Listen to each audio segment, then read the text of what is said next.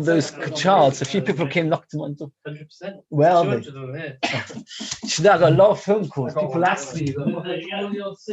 Anybody saying it's No, just question. One thing I have to do, I have to explain better why. Yeah, it's all to do with the density. That is the word. No, yeah, but no, why? There's two. Maybe I should speak about that. There are two main arguments. If we've got a minute or two, there are two main arguments. Argument in time. Is kazais the size of kazais? That's number one. That's chadish chano. No. Chazach is like the chadish. No. There's another very big argument. Is a kazais a third of a kabetza or half a kabetza? Right. Are you with me? Yeah, third and a half. Third of a half. Then there are two smaller arguments as to whether a kabetza is with the peel or without the peel. And if it is with the peel, without the peel, how much does the peel take? Right. And Does it take a third, he said? You're doing very well for the Oh, wow, look at this tonight. Oh, you better have that before the cookie. so what? The colour will be meaty. You're right. I'll take some pistachios. Have you heard of yours too? No, thank you. And one final thing, just actually check if they're gluten free. No, just pass me the packet to Chaim. Right, so, It's got flour in it. that's definitely got flour, yes. What? Chocolate? Yeah, chocolate as well. Rice flour. Whose are these sweets? Ben. And what pistachios? Those are gluten free. Pistachios gluten free? Okay, let's get going. Right. You heard that, Yomi? Much more expensive. Are they? Very big. How much is a box of those? I pay per matzah over £10. How much? Per You? matzah? Yes. £10. For the oat matzahs, for the hand matzahs.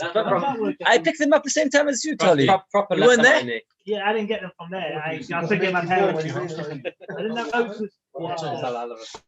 So I only buy 6 matzahs. Do you eat shmur the whole way through? No, I don't eat matzah kimat. Because You only eat it. I buy 6 hand matzahs, cost me about £60, £60-70. And then I buy 1 box of machine oats, which costs me £20-25.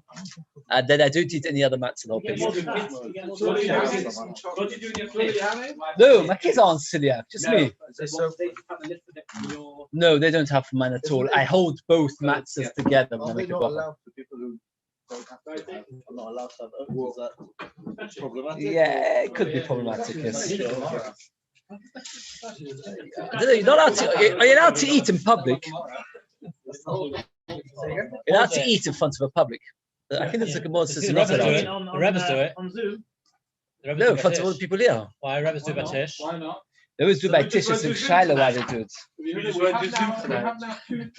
No, we haven't got to it, say to one. You're going to eat it cold? Are you right? Okay, that's true. It's getting cold to go. Close the screen for a minute. Oh, I'm not worried about the video. It's less people. Your wife will see you eating it. Your wife will catch you if you don't. Wife's watching, so see you eat it. Your wife? No, his wife. Rebel's lunch. Whoever wants chocolate. Disclaimer, they're milky. What's milky?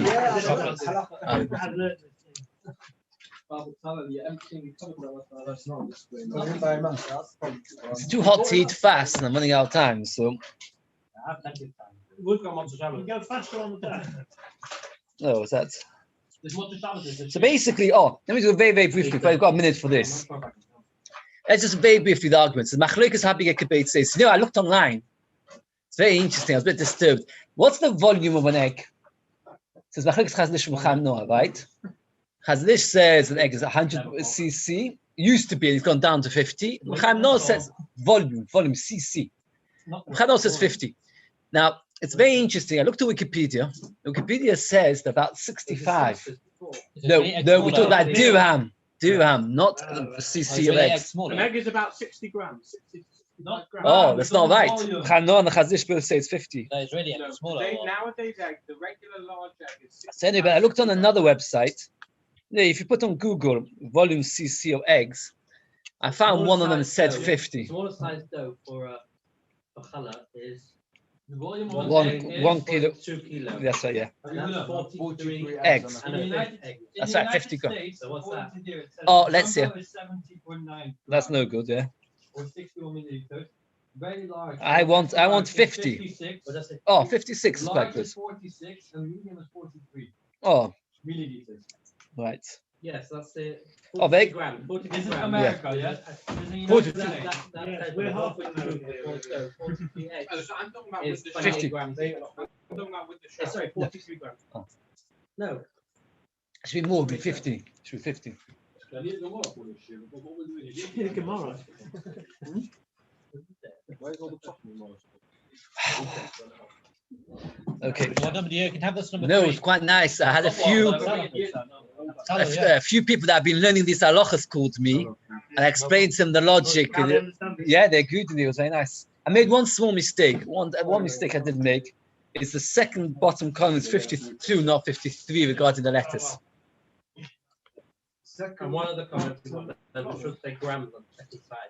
So I wrote it in capital letters here. The numbers given below, all the weight in grams, not volume. I know, I got a phone call about that. Look, numbers given below. Actually, when I did it in slightly bigger font, this line, than the other one. We've seen it. They change your names. But People are impatient. We just run I know. straight to the Yes, graph and don't read what- that's right. That's right. Okay. Well, they love interesting Gemaras, not interesting ideas. Right. Okay. What are we up to? We're up to Daf Kuf Yud Chesed with Beis, 3 lines from the top. The Gemara is describing the pasuk ve'emes Hashem le'olam. The truth of Hashem is forever. The Gemara is describing when is that pasuk applicable. I'm just going to say outside the whole story very, very briefly, and then we'll do it inside to be more easier to run through. Basically, when Kaisel came out to Mitzrayim, the Egyptians were thrown into the sea. When the Egyptians were thrown into the sea, what did that provide? Anybody want to guess? see. By Kriyas Yamsuf, hundreds of thousands of people were thrown into the sea, the actual dead Mitzvahs. Right. It provided a huge amount of food for the fish of the sea. Then Hashem told the sea to spit them out. Anybody know why? So you can see that it dies. They see that they died. Because to see that they were dead, and Kaisel, we feel safer when we see them dead. But actually, if they're drowned, you can't always see them dead. You don't know if they're really dead. Very good. Was the sea thrilled? No. Shortage of food. Very good. Shortage of food. So Hashem promised them they'll get double by Yisroel. Indeed, they got double. When they got double, not double, 1.5. When they got 1.5, they said, "Ve'emes Hashem le'olam." The truth of Hashem is forever. Why is the truth of Hashem forever? Because He kept His word. That's a very simple Gemara. Let's get more insights. Ve'emes Hashem, Nosen Oima. Third line down, Kuf Yud Chesed Beis. Ve'emes Hashem le'olam. Dogim shebeyam amor. The fish in the sea said it. Somebody asked me a question based on this Gemara that in Pinny's props, it's got a picture of a fish. One of the props is a fish with a leg of a person inside it, a shark. Is that accurate? Yeah. No, 'cause it's back them out. Very good. See, that's what beforehand. That's beforehand. Oh, before it's spat about. So you have to write on the prop Just before. just before the spat out. Yes, that's right. Oh, very good. That's why the manufacturers made it like that. They looked at this Gemara. They lacked faith. They rebuild in the Yamsuf. They rebuild. We got out of the sea. Maybe the Egyptians got out of the sea, just like we were in the waters. We came out. We were in dry land and we came out. Maybe they also came out, and therefore we're back to square one. We're terrified. So spit them into the sea. Spit them out to dry land. You just gave me a present, food for the fish for the next, I don't know how many years. And now you ask me to spit it out, you're taking the present away. So he said to him, I'll give you 1.5 times as much. I'm never going to be able to claim it from you because we're going to be too scared. If you owe me £100, I'm terrified of you. What's the point of me owing the money? I'm never going to get the money. So he said, I'll get a guarantor, the river Kishon. He spat them out to dry land. They actually saw the dead bodies lying on the board on the beach. When they go 1.5, 600 chariots. So there was 900 chariots. You have to read the brackets. He came with spears of iron. Can you imagine? And the Gemara, the Medrash tells us that Sisera had an army of millions upon millions of people, and they all had iron spears. So the stars moved out of the normal alignment, the normal pathways. Once the stars came closer to Earth, what happened? The iron spears became boiling hot, became burning. So what did the people, the soldiers do? They all went for a dip in the river to cool themselves down. But Nachal Kishon,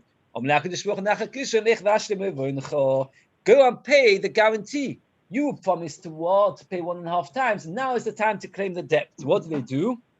Miyad, go from Nachal Kishon, this river swept them, threw them all into the sea. Shenema Nachal Kishon Gofam, Nachal Kedumim. Why is it called my Nachal Kedumim? Nachal also Nasa Orim Mikedabit became a guarantor from the originally. Hashem's truth is forever.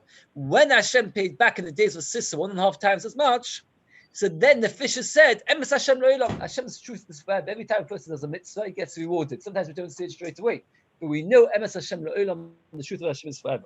Now the Gemara dashes a bit of psukim from the Halach. This is very interesting. The Gemara dashes it in a negative sense. What's a keres habayis? Sometimes you have mice and weasels, you can't get them out of the house. So they're literally in the foundations of the house. Unfortunately, sometimes Klal Yisrael don't treat mitzvahs with respect, and they treat those who are keeping mitzvahs as like the mice of the house. That they put me like the weasels which live in the foundation of the house, a keres habayis, the foundation of the house. They treat me with disrespect. I love it with Kishma Hashem.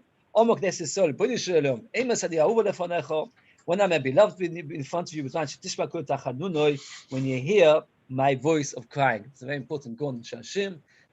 Who gets tremendous pleasure from hearing Klal Yisrael talk to him.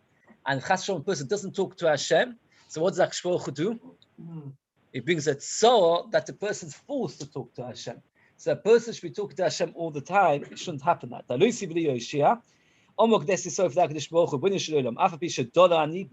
Even though I'm poor in mitzvahs, I belong to you, and I'm worthy of being saved. So even though I'm poor, Hashem will still save me.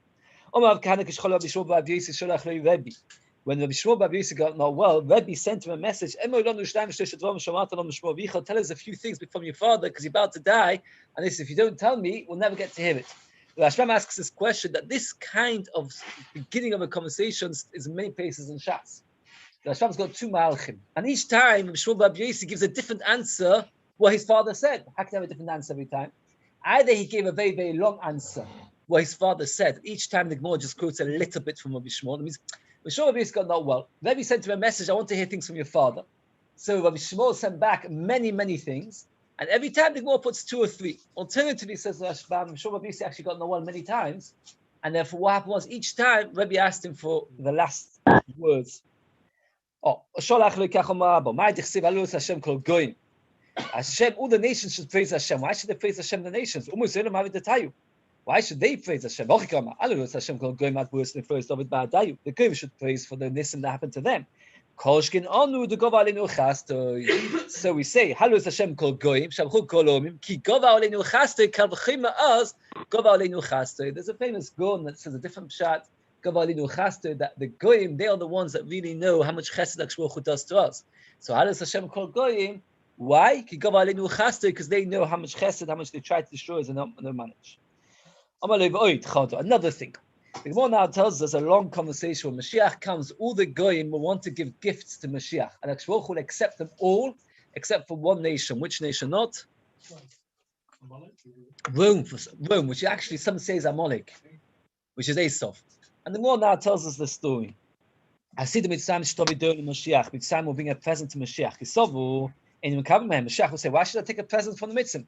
Accept the present. They were hosts for my sons in Mitzrayim. Chashmanim is gifts. From Mitzrayim will come gifts. If they cause harm to Klal Yisrael, nevertheless they get their presents accepted. I never caused them any harm. Even Kush will give a present to Hashem. Nosamachus Romeo Shor Kavachima Batsmo. So Romans will say even bigger Kavachima. If already these nations which are not the brothers of Kali Sol Kach,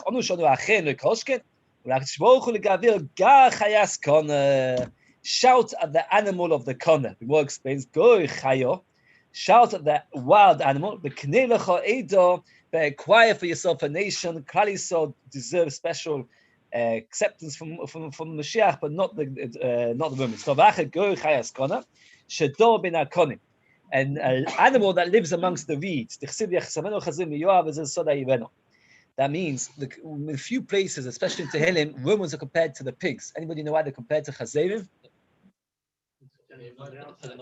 They put out a pig, it doesn't choose cud, but he puts out his hooves. Actually, I once or twice go to an animal farm. Unfortunately, nowadays, every farm you go to, they always have pigs there. So it's like part of the thing. And you actually see it. They put out the hooves to show that they're very good, but really, they're gross. Oh. Kona is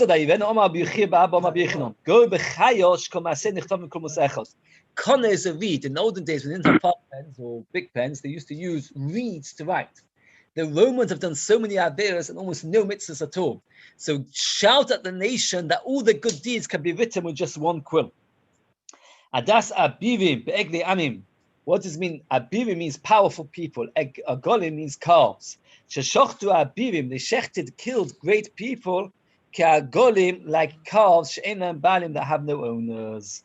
Means they killed the tzaddikim Christ. Misapis bate kesef shepush niyad. The couple moment. The Romans love to take money as bribery. They take the bribery and then afterwards they then go back, renege on their words. What caused Kaisar to suffer so much that they should be scattered amongst the nations? Because they want to become close to the nations. If we were to keep away from the nations, we wouldn't suffer a galus. It's only because we want to, what? Yes, Germans, etc. And finally, he says, sorry,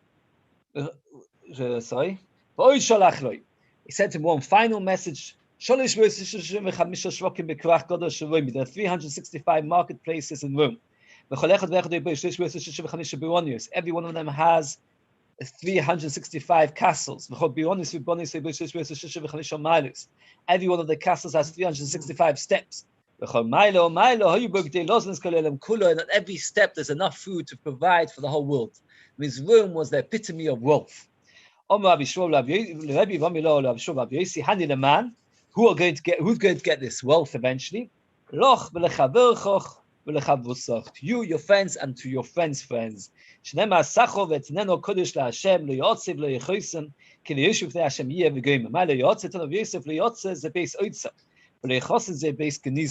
There are two ways to store things. Sometimes you can store something and sometimes you can invest things. And Akshvochu tells us that the Goyim, they'll have all the money in the world, but they will not be able to store it or invest it, or it's all going to move away from them and eventually come to Klal Yisrael. Those who sit in front of Hashem, Omar Balazot, Kufyu Tesam Udalef, top line. Somebody who comes to learn every day, he'll know not only his own place, but also the place where other people sit. Marshall explains that this is meant to mean deeper than that. The idea is that a person who learns properly, he's able to understand which level he's able, and who's greater than him and can teach him, and who's lower than he's supposed to teach them. So he knows every person's place. That he accepts his friend in yeshiva. It's a very important thing that when a person greets somebody well, in the Beis Medrash, and not just in other places, there are stories, documented stories of people that were thinking of leaving yeshiva or leaving the Beis Medrash, and they only stayed because somebody greeted them in a pleasant way. So I'm a chassid voim who hides words, shekisatik yomin, which Hashem hid. If first the person knows Kabbalah, it's a very proud thing to be able to show off that he knows it. So it's a greatness to hide things which Hashem hid. If a person can reveal the depths of Torah for those who don't understand it, that's also greatness. So michsatik yomin is either somebody who hides that which needs to be hidden, or somebody that unveils that which needs to be revealed. Now, Netzeach comes to the word to victory. Nitzuach is victory. Zamu, praise the Mishnah also that people are victorious over him, and he gets happy. Why? that most people, when they lose a battle, they get very, very upset. HaKadosh Baruch Hu is the opposite. We win him. The Otziv gets sad. HaKadosh Baruch Hu Hashem wanted to destroy Klal Yisrael. Lule Moshe Bechivoy, or the parents, the father, if not Moshe Rabbeinu davening in front. So Moshe Rabbeinu davened, he saved Klal Yisrael. But when he saved Klal Yisrael, you would think that HaKadosh Baruch Hu would get irritated with him. And what does the apostle call him? Moshe Bechivoy, says the Marshal. Bechivoy, the chosen one. That he still praises him even though he was the Moshe one.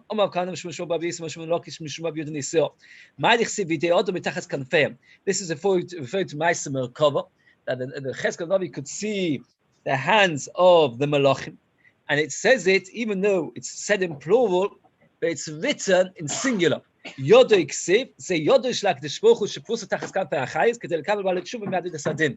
Now what happens is that HaKadosh Baruch Hu's hand exists below the Malachim in order to be able to bring into the Olam Haba those who have done Shuva, which the Malachim feel is unworthy. The Gemara now describes where is all the money and the gold. Very hard to understand exactly the Posh Pshat. This is what the Gemara says. Where it's been. So you see like this. Yosef Lokti. Yosef gathered all the money. Since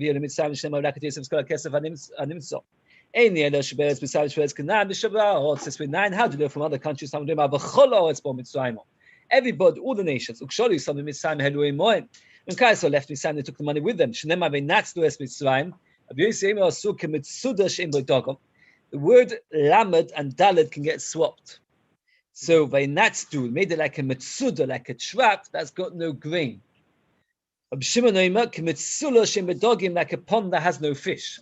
It was around until Rechavam, who was the son of Shlomo HaMelech. Sheshach came and took the gold.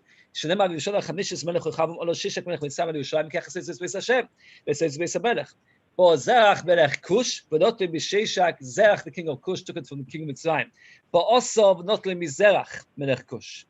Also came and took it out of Kush for Shigula Advimoin ben Tavimoin, who was the king of Ashur. He sent it to the king of Ashur. And then afterwards, Bo Bnei Ammon, not to Advimoin ben Tavimoin, Ammon came and took it from him. Bo Yishofet, not to Bnei Ammon, Yishofet took it from Ammon. Bo Yamunach at Ochos. Bo Sancheirov, not to Ochos. Sancheirov took it from Ochos. Bo Chizkiyav, not to Sancheirov. Munach at Tzidkiyo, Bo Kastim, which is now we call them Babnim.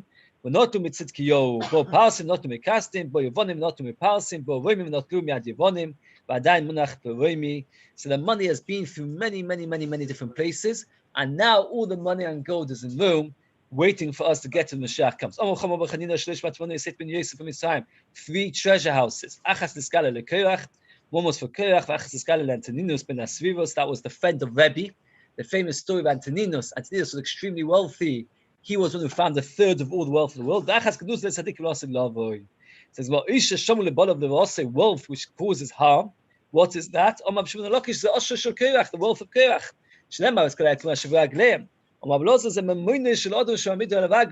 The wealth of a person that keeps him on his feet. That means Korach was very, very wealthy. Because of his wealth, he felt proud. And because of that, he decided to rebel against Moshe Rabbeinu, who says wealth caused him harm.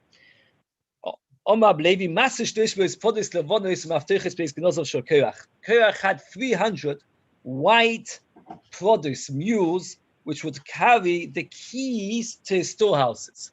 Now, white mules, the Gemara tells us in Cholin, are particularly strong, so they can carry a very lot.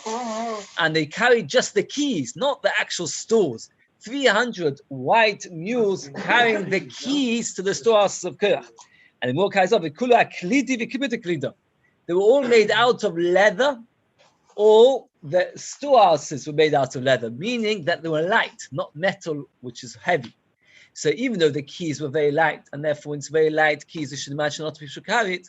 Here, the Gemara tells us that Korach needed 300 mules to carry these very light keys. There is even more keys because the keys were very light. Was everyone as wealthy as him? No, Korach was particularly wealthy. I thought everyone got the same wealth. No, everybody came out with the least was 70 donkeys. That were the keys. Where weren't they traveling? So they had must have had hundreds and hundreds of donkeys carrying the rest. Storehouses, Yeah, yes. So that's flashback safes because it says that the safes were out of that. Okay, I just want to say a point over here. What was I going to tell us about David HaMelech becoming king? There's a sefer called Vayev Kshor. Vayev Ki Yosef. Vayev Ki Yosef. A very, very, very interesting sefer. Vayev Ki Yosef. He says a word which is written in many different svarim. That's the first place I saw it. It's a sefer called the Shachalater. Pashas Vayeshev writes it. He writes Vayeshev. We'll see at the time why. And this is a very one of these harder stories to hear. But if the story helps a bit of background, the story goes as follows. This is not a story. It's what happened. Yishai was the father of David. Yishai was descended from Rus. Rus was Moavis. There's a big problem Moavis marrying into Klal Yisrael, right? We know that because she was female, it's okay, but it was a big machlokes, even all the ways and days after David HaMelech was born. For hundreds of years, it was an argument. In his old age, Yishai got nervous that he was also loved by Kahol. That means that his Rus was not entitled to marry a Yiddish person, and therefore he's possible, right? Yishai got nervous about it. So he decided to divorce his wife. He separated from his wife. One day, he wanted to have relations, so he had a shivcha, which he decided. Now, the halacha is, beyond the time we've got, that it's mutter for a Moavi to have. He wasn't a Moavi because he was descended from Moavis. But the Maisa, he had a way of doing it which would be mutter pi halacha. She was a great woman, this Shivcha. The Medrash actually tells us even her name, and it slips my mind. I'm sorry if you call me up to that, I'll remind it to you. But Maisa, she told Yishai's wife that he wants me to come to the bedroom tonight. You go instead, because you're much more worthy than I am. So she went that night. It was all dark, no electricity. It was very interesting. Josh, I just heard recently from Moshe Shapiro by tape. Unbelievable, the difference of night and day in the olden days. Nowadays, we don't know what night is because we live in. But anyway, another time we'll talk about it. Remind me, it's beautiful Joshua. But so she went instead. She became expecting. Yishai didn't know it was his wife, and therefore what happened was he thought that she'd be Mezana. When David was born, he thought David was a mamzer. So he sent it to be a shepherd and tried to have him killed. And that's why, indeed, David HaMelech was attacked by lions and by bears a few times. And he was saved alive because of the fact that his brothers refused to talk to him. That's why there's hundreds of psukim, not many psukim in Tehillim, that Muzo Yisile Echoi, that my brothers saw me as a stranger and they hated him. They hated David HaMelech, they despised and looked down. Ad Kedei Kach, I saw in the Sefer, again, very strange, that in fact David HaMelech was a pogrom. Because the Gemara in the Dharma says that if a person has relations with one woman thinking of another one, even if it's both his wives, it's no good. And the galus of David HaMelech was that Afar became, when Shmuel saw David HaMelech for the first time, what did Shmuel say?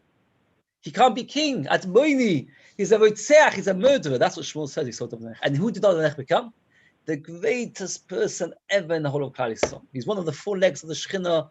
Unbelievable, because he worked upon himself, he rejected. But that's why he was so rejected. And that's why, it's very interesting.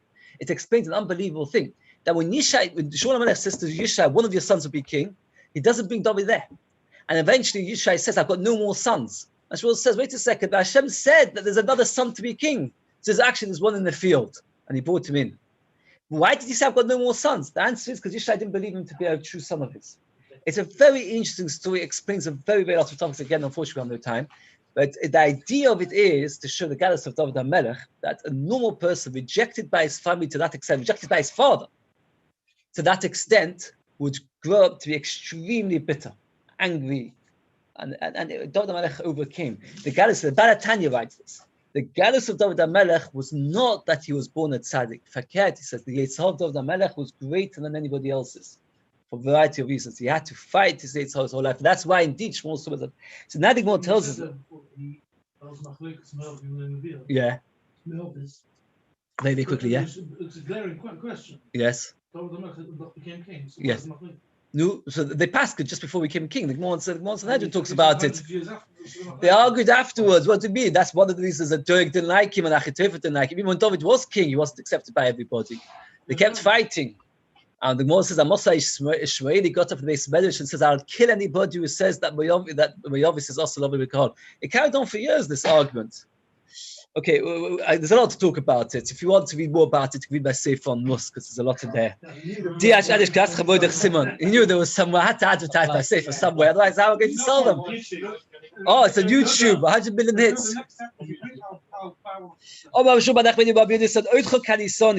Omar David.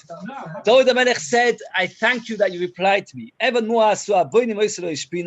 The stone which the builders despised became a foundation stone. Omar Yishai. Why was the stone despised? because they saw him as a nothing.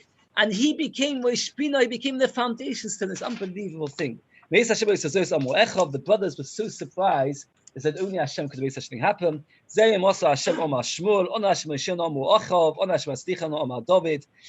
means the brothers said, let's, the Shiur should come through him. The Melech said, Hashem should help me. Shmuel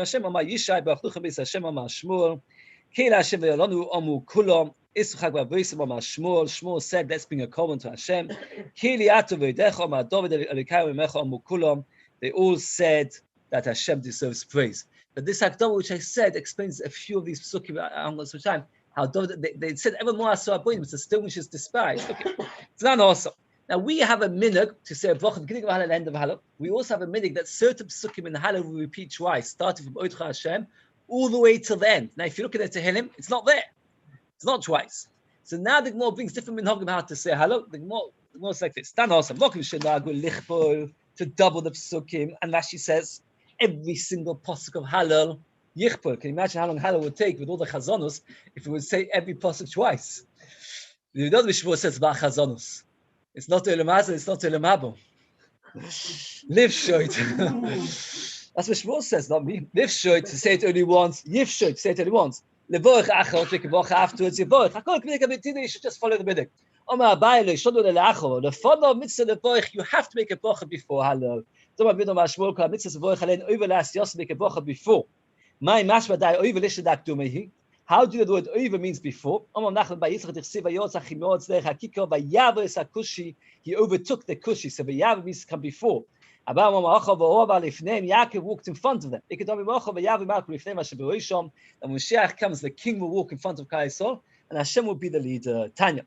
Rabbi would repeat some of the psukim. He added even more than Rabbi.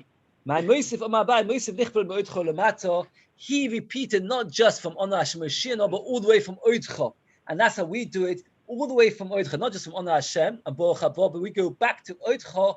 And in the middle of that, we start repeating Oidcha double. Vayigomel means a feast. The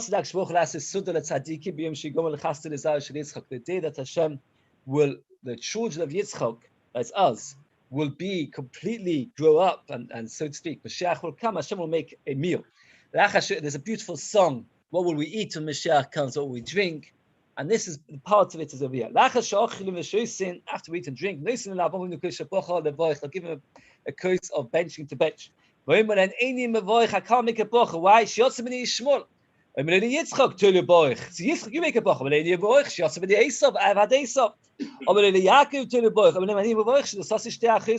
I married two sisters, but they're both alive. Which is forbidden. So you Moshe make a bracha. I never came to Eretz Yisrael. You make the bracha. Yeshua had daughters but no sons. Yeshua ben Nun, Nun beno Yeshua beno. In Divrei Yomim, when it says the list of the names, it's very hard to read, but it always says father, son, and then it stops whenever, for whatever reason. But there by Yeshua, it stops by Yeshua. Why? This Nun was the son, Benoi of his father. Yeshua Benoi. He's got no children after. He had no sons. He only had daughters. So you don't melech make a bracha. I'll make a bracha. Now, the question is, I once heard this, I said this once over in a shiur, one of the people afterwards complained away about it. It's not even my own fault. We didn't like it. So it was Shiv this Sfas Emes. Sfas Emes asked this question. The David HaMelech says, our bench. Why did everybody else refuse? They all found something wrong that they had done wrong. Did David HaMelech ever do anything wrong? Yeah. Did loads of things wrong. Count it. Okay. I'm sure the Gemara said that Moshe Rabbeinu also did do such a terrible things. So what's the answer? So the Sfas Emes says two different mahalchim. One mahalch is that David HaMelech was so full of Akol Satoiv that he wanted to make the bracha even though he knew be'emes that he wasn't deserving. David HaMelech was the one that saw fit to constantly praise Hashem, to bench Hashem, and that's what they said. And then he adds that all the other tzaddikim, when they saw something wrong about themselves, they felt that's a reason for them not to be as close to HaKadosh Baruch Hu and not to be as worthy of benching him. The grace of David HaMelech was not that he had done less things wrong. It's that even though he had done just as many things wrong and perhaps even more, he knew that his closeness to HaKadosh Baruch Hu was not diminished. And he says that is what we're supposed to learn from David HaMelech. We're not supposed to learn from David HaMelech that he did nothing wrong. On the contrary, then that's the case, we would feel, why should I bench Hashem? The answer is, you can bench Hashem, even when you've done everything wrong, nevertheless, you can bench Hashem. Which complaint? No, somebody said, how can you say such a thing? I also like it. I wouldn't have said it if I didn't like it. That means, no. Yeah, you can learn from it. I want something similar. If I'm allowed to say, the Gemara says that a person, that person who's scared of chet, he has to go home from battle. Right? A soldier who's scared he's under the Averas, has to go home. The famous story of the Chofetz Chaim, that the only people that go to battle would be the Chofetz Chaim, everybody else is scared. So he said, what's wrong with a person scared? The option is that everybody who's done Averas goes home. Somebody who's scared because he thinks that because of an Avera, HaKadosh Baruch Hu will protect him less, he should go home. Everybody else realizes the fact that you've done an Avera doesn't mean that Hashem will protect you less, and therefore it's okay. Now, we use the word afikomen to describe what? The last matzah of the meal. That's not how the Mishnah means it. And the word afikomen for hundreds of years never meant that. It's only in later generations the word afikomen. I remember the first time I learned Pesachim was very, very disturbing. Because you grow up as a child, afikomen, what's afikomen? The last matzah. That's not what the word afikomen means. So the Gemara is going to explain what afikomen means. My afikomen. Rav holds like this. If you're eating matzah, so you come in Pesach in one place, you're not allowed to then eat in another place. Why are you not allowed to eat in another place? Because if you eat in another place, we may come to eat the Korban Pesach in two places. And if you come to eat the Korban Pesach in two places, it's also because we learned in previous Mishnah, the Korban Pesach has to be eaten in one place, not two. So, okay, so are you allowed to go and say Hallel somewhere else? Yes. But you're not allowed to eat anything else in another place. The Shmuel Omar, now Diloi Li, or Diloi was a special kind of food. It's that kind of mushrooms. Because Layo, which is chickens, Le'abo. Abo is Rav. Rav is called Abo. So it's like this. That you're not allowed to eat even in the same place. That means, according to Rav, you're not allowed to go and eat. Let's say you've eaten the Korban Pesach, and now you fancy having a piece of chocolate. You can't go to another room and eat another piece of chocolate. Why can't you eat a piece of chocolate in another room? No. Why can't you eat a piece of chocolate? I just said this a minute ago. Because if you eat Korban Pesach in this room and chocolate in the next room, you may come to eat Korban Pesach in the next room, and we said you're not allowed to. Shmuel says you're not allowed to eat chocolate in the same room. Why can't you eat chocolate in the same room? So this is a very, very interesting thing. The idea is like this, that we want you to eat the Korban Pesach a la soiva when you're satisfied. If you come to eat dessert after the Korban Pesach, you may come to eat a whole meal after Korban Pesach. And therefore you may come to eat the Korban Pesach when you're hungry, and that's not what you want to eat Korban Pesach. So because of that, you're not allowed to eat anything after the Korban Pesach. Why do we have the meal after? We don't. Why do we have to come after the meal then? No, okay, we'll discuss that in a minute. Okay. It comes out very, very chiddush. According to Shmuel, you can't eat anything. Again, Shmuel is even more machmir. You can't eat after the Korban Pesach because we want you to eat the Korban Pesach when you're full. And if you eat a little bit, you may come to eat a lot, and then you won't eat the Korban Pesach when you're full. Okay. Says the Gemara. We're not allowed to eat dates, roasted kernels, or nuts. You're not allowed to eat dates, nuts, and or dried grain, because we want to eat afikomen with the last thing. Now, our Gemara Mishnah is talking about Korban Pesach. Korban Pesach was a special mitzvah. Nowadays, we don't have, unfortunately, Korban Pesach. So we eat the afikomen, we call it afikomen. By the way, according to this, what does the word afikomen literally mean? So Rashbam explains what?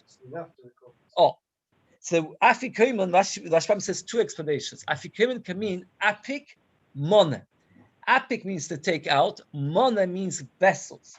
According to Rav, you're not allowed to take your plates and saucer after you come Pesach in one room to go and eat tea and coffee in the other room. Why? Because you might come to eat come Pesach in the other room. That's according to Shmuel, afikomen means something else. According to Shmuel, afikomen means apik, monos. I'll take out foods. And according to Shmuel, you're not allowed to eat any food after the afikomen. Now, this is all regarding the Korban Pesach. What happens about if you don't have Korban Pesach and you're eating matzah of Leila Seder, can you eat anything after it? you're not allowed to eat after the matzah. Tanan says, well, how can you say that? In maftin achar Pesach afikumen.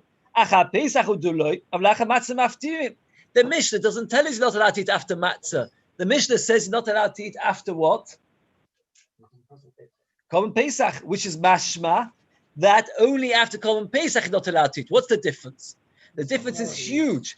Korban Pesach is deraisa, and there's a mitzvah of eating it b'sova. Now, shaking matzah, there's no mitzvah to eat it ala sova. So the whole mitzvah was only by Korban Pesach. So it's more where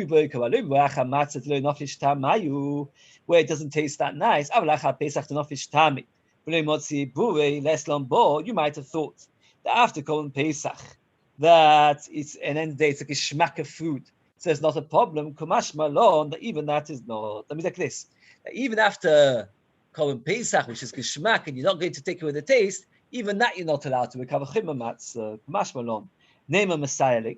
Asuf genim matzah which made like a donut, v'aduvshne matzah fried in oil, and honey, vaskiritin matzah fried in oil.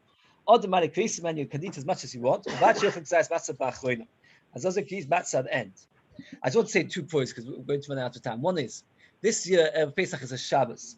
Be very careful. Even Tamid Chachamim get mixed up with this. You're allowed to eat on this Shabbos afternoon. You're allowed to eat knedel. Those who do kebabs. You're allowed to eat knedelach. You're not allowed to eat mazonos cake. Why not allowed to eat mazonos cake? Anybody know? Because we're both made out of matzah meal.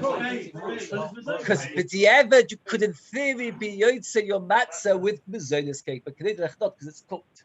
Meat and fish allowed to. Meat and fish allowed to. That's one thing. Another thing, it's a bit off the point, but this is mabish. If you don't get brock, you can't eat either. Not matzah, not knedelach or. The Rav spoke about this on Sunday. So it's quoted halacha.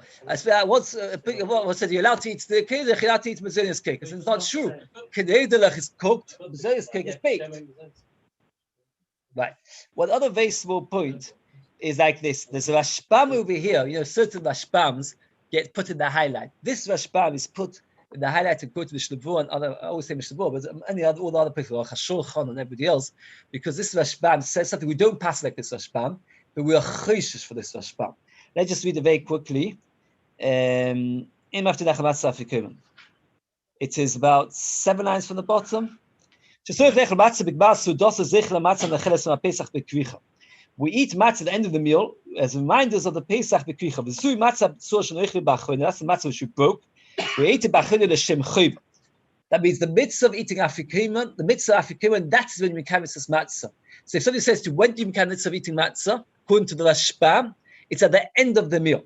Says the Rashbam, if that's the case, when would you make the bracha l'achilas matzah? The end of the meal. When do we make it? Beginning. Says the Rashbam, we make achilas matzah even though that's not the mitzvah. Why? Since we're going to eat matzah at the beginning, and you can't make halal mitzvah at the end, it doesn't make any sense. But when are you make halal mitzvah matzah? At the end. So when you eat afikomen in a couple of nights' time, what would you be thinking? According to the Rashbam, I'm doing a mitzvah saseh deraisa of eating matzah, which is sichas kavod according to some Rishonim. Right. No, I didn't write that much. 27 because because you must remember we double it by grain. Here, I wrote 18. I explain another time why 18. Why according to the Rashbam? We don't pass like the Rashbam. I know, but you said we should have in mind. We don't pass it. Why? No, because in mind you can think anything you want. I don't expect it. Well. What? Practice. What, E27? Yeah, of course you can. I would. If one wants to do everything right, it's E53. Yeah, you can eat 53. It's very hard to eat 53. That's right. Those things.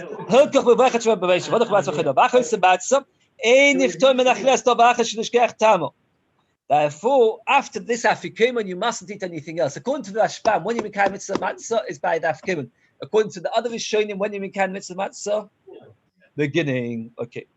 So Gemara says again. Let's go back. It says you're not allowed to start your meal with your donut matzah, your honey matzah. It says mashma. Why? Because if you eat it, you're not allowed to start off your meal with the matzah l'shem mitzvah and then eat your honey matzah. Why not? Because they have to Pesach Kibun. Look, and of course you're allowed to start off with your matzah and then eat your honey matzah because they're eating your real matzah l'teoven. You might come to eat it achila gaso. So at this stage, well, it was just being doicha, but we passed it. You're allowed to start off your meal with a normal matzah and then you eat the honey matzah because you start off with an appetite. It's better to eat your normal matzah. So eat your afikim at the beginning of the meal and then eat your honey or donut matzah at the end. The Gemara says that the other way around. Ma'azut masli hachi the other way around. Ma'avisuf or ma'aviuda mashmol maftir nacha matzah afikim. You're allowed to eat after you have given. Name of Saleh maftir nacha Pesach afikim nacha Pesach deloi. After come Pesach you're not allowed to. Avlacha matzah maftir. Let me boy come out. Let me boy acha matzah doing a fish time. Avlacha Pesach emeloi kvash malom. You've got no right from our Mishnah. Misras. You've got no vadushnim eskrita not the malik kreis where the vashirichal kizayis matzah ba'achroino. It says that the last thing you eat should be kizayis matzah. Ba'achroino and doishon eloi. Let me boy come out. Let me boy buishon the kachel teoven. So the Gemara brings two versions as to whether you're allowed to eat matzah anything after Afikaman. We pass that you don't, and therefore what's the word for it? We think now if you've got time, you can eat. You can read the top taste. You go through the top tastes. We discusses the Rashbam, who tells us that the Ikka matzahs at the end. We don't agree with. Oh, no, I don't agree with Rashbam. We hold we can't miss the thing. After there'll be a shiur, but basically we'll get out next. Tomorrow morning there's going to be a very short shiur. Wow, we did a lot more than I expected. Oh. Okay, I'm very sorry, Sataka. I didn't realize. In my hastiness. So I think Friday morning is less popular. So Motzei Shabbos 8:30, and then Ben is finishing it. And Sunday night with Shem's